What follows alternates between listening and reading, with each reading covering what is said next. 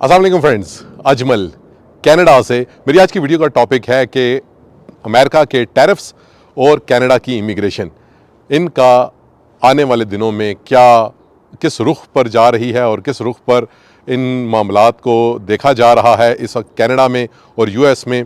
और वीडियो को एंड तक ज़रूर देखिएगा। सबसे पहले मैं बात करूंगा टैरिफ्स की। टैरिफ्स आपको पता है कि यूएस ने प्रेसिडेंट ट्रंप साहब के आने के बाद सबसे पहले उन्होंने कनाडा और मेक्सिको को टारगेट किया और इन दोनों को उन्होंने बड़ा हार्ड लाइन इसके हवाले से ली। इन पर 25% टैरिफ भी लगा दिए और चाइना पर इनिशियली उन्होंने 10% लगाया। फिर उन्होंने पूरी दुनिया को ही एक किस्म का झटका दे दिया और पूरी दुनिया पे ही उन्होंने टैरिफ्स का ऐलान किया। फिर वो पॉज हुए, फिर आखिर में कनाडा जो चाइना था, चाइना पर टैरिफ्स आ गए और चाइना में भी उन्होंने कुछ चीज़ों पर अभी नरमी की है और चाइना ने भी जवाबन टैरिफ लगा दिए हैं।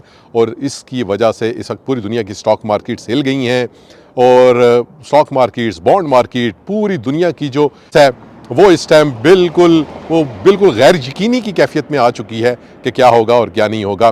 For the time being Canada में टैरिफ्स को लेके जो बड़े टैरिफ्स थे वो एक जो स्टील और एल्युमिनियम पे लगा था वो तो है ही है। उसके अलावा जो बाकी टैरिफ्स की सिचुएशन है वो आगे मई में क्लियर होगी, क्योंकि मैंने आपको बताया था कि इलेक्शन ईयर है और इलेक्शन में हमारी जो प्रीमियर हैं जो कि डोनाल्ड ट्रंप साहब के काफ़ी करीब हैं, उन्होंने रिक्वेस्ट की थी बाकायदा डोनाल्ड ट्रंप साहब से कि जनाब 1 महीने के लिए आप इन टैरिफ्स को पोस्टपोन कर दें, अदरवाइज़ यहाँ पर हो सकता है मैच वन साइडेड हो जाए। और वो अगर सारे ब्लैंकेट टैरिफ्स लग जाते, पूरी प्रोडक्ट्स पर टैरिफ्स लग जाते, तो हो सकता है कि यहाँ पर जो मैच इस वक्त बड़ा टाई हुआ है लिबरल्स का और कंजर्वेटिव्स का, वो शायद उस तरह टाई ना होता और वन साइडेड हो जाता। जो लिबरल्स की सोलो फ्लाइट जा रही थी, मैंने आपको पहले भी बताया था कि लिबरल्स हमेशा ओंटारियो से और क्यूबेक से जीतते हैं और वो एरियाज़ इनके लूज़ हो चुके थे ट्रंप साहब के आने से पहले। वो दोनों जो मेजर प्रोविंसेस हैं वो वहाँ से लिबरल्स अपना ग्राउंड काफ़ी लूज़ कर चुके थे।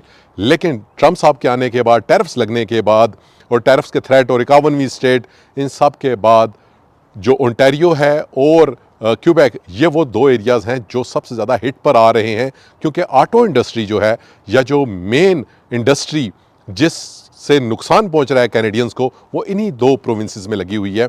तो जब उन्होंने ट्रंप साहब ने थ्रेट दिया तो यहाँ पर एक नेशनलिज्म का सेंटिमेंट डेवलप हुआ और उसकी वजह से इन दो एरियाज़ में, इन दो प्रोविंसेस में लिबरल्स की पोजीशन बहुत बेहतर होनी शुरू हुई। और अगर इस महीने ट्रंप साहब अगर अनाउंस कर देते तो यकीनी बात थी कि बहुत सीवियर किस्म का रिएक्शन इससे भी ज़्यादा आना था जो इस टाइम अभी आ रहा है। अभी भी जो टैरिफ्स की वजह से काफ़ी जनरल मोटर्स ने ओंटारियो के अंदर है अपना, या उन्होंने अपना ले ऑफ करने शुरू कर दिए हैं। उन्होंने अपनी जो कैपेसिटी है वो हाफ पर ले आए हुए हैं और आगे जो बाकी भी ऑटो इंडस्ट्री है, बाकी भी जो कंपनीज़ हैं, वो भी अपनी प्रोडक्शन को कम करने के बारे में या बंद करने के बारे में सोच रही हैं। तो बहुत बड़े नंबर्स में कैनेडियंस अनएम्प्लॉय होने जा रहे हैं इन दो प्रोविंसेस में, क्यूबेक में, ओंटारियो में। अब बात यह आ जाती है कि इसका इमिग्रेशन पर क्या असर होगा। मैं आपको थोड़ा सा बताता चलूँ कि जो लिबरल्स की पॉलिसी है, लिबरल्स ने जो अपनी पॉलिसी इस दफ़ा इलेक्शंस में दी है और जो कंजर्वेटिव्स ने अपनी पॉलिसी दी है, लिबरल्स ने ये कहा है कि हम हालात को देखेंगे, वाक़यात को देखेंगे और उस वक्त तक इमिग्रेशन को एज़ इट इज़ रखेंगे जब तक हालात बेहतर नहीं होते। उन्होंने कोई ऐसी ओवरऑल कोई ऐसी पॉलिसी नहीं दी जिसको कि आप ये कह सकें कि इमिग्रेंट्स के हवाले से ख़तरनाक हो। ये मैं लिबरल्स की बात करूँ और लिबरल्स की हमेशा से इमिग्रेंट्स फ्रेंडली जो पॉलिसीज़ रही हैं प्रीवियसली, उनका ये रिकॉर्ड रहा है 100 साल 1.5 साल के अंदर। अच्छा, कंजर्वेटिव्स ने क्या कहा है? कंजर्वेटिव ने कहा है जी कि हम इमिग्रेशन को टाइट करेंगे और इमिग्रेशन जितने हम घर बनाएंगे उतने हम बंदे लेके आएंगे। यानी कि अगर वो 1000 घर बनाएंगे तो 1000 बंदा लेके आएंगे, अगर वो 1 लाख घर बनाएंगे तो 1 लाख बंदा लेके आएंगे। और उन्होंने इस चीज़ को कहा है कि हम जो अनकंट्रोल्ड इमिग्रेशन है वो नहीं होने देंगे। उन्होंने कहा जी कंट्रोल्ड इमिग्रेशन होगी और अच्छी इमिग्रेशन होगी। इमिग्रेशन का जो हमारा प्लस पॉइंट था वो प्लस पॉइंट ही रहेगा, जो किसी ज़माने में हुआ करता था बकौल उनके कि इमिग्रेशन कनाडा में काफ़ी डाउनफॉल पे चली गई है और इसको बेहतर करने की ज़रूरत है। तो इस वक्त जो कंडीशन चल रही है, जो पॉलिटिकल सिचुएशन चल रही है, बिल्कुल आप ये समझ लें कि दोनों पार्टीज़ नेक टू नेक चल रही हैं।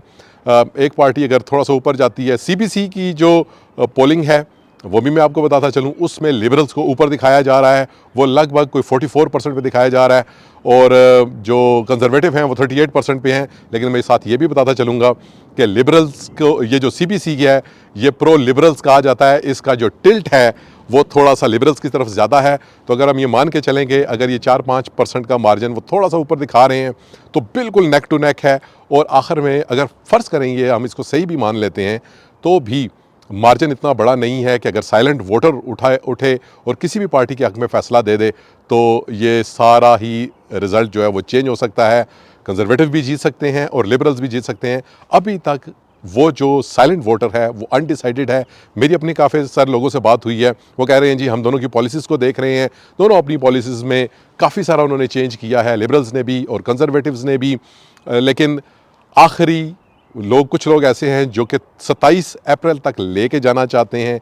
वो कहते हैं जी हम आखिर में फ़ैसला करेंगे, और आखिर में जो वो फ़ैसला करेगा साइलेंट वोटर, वही गवर्नमेंट आखिर में बनेगी। क्योंकि वो जो स्विंग ऑफ वोटर्स है वो अगर कंजर्वेटिव की तरफ चला जाता है तो कंजर्वेटिव बना लेंगे हुकूमत, और अगर वो लिबरल्स की तरफ चला जाता है तो लिबरल्स अपना हुकूमत में आ जाएंगे, मार्क कार्नी साहब आ जाएंगे। अभी देखना यही है कि गवर्नमेंट में कौन आता है। लेकिन कंजर्वेटिव अगर आते हैं तो पॉलिसीज़ यकीनन टाइट होंगी, और लिबरल्स अगर आते हैं तो पॉलिसीज़ में आने वाले दिनों में या आने वाले महीनों में कुछ नरमी देखने में आ सकती है। वीडियो अच्छी लगे लाइक करें, शेयर करें, सब्सक्राइब करें। Thank you.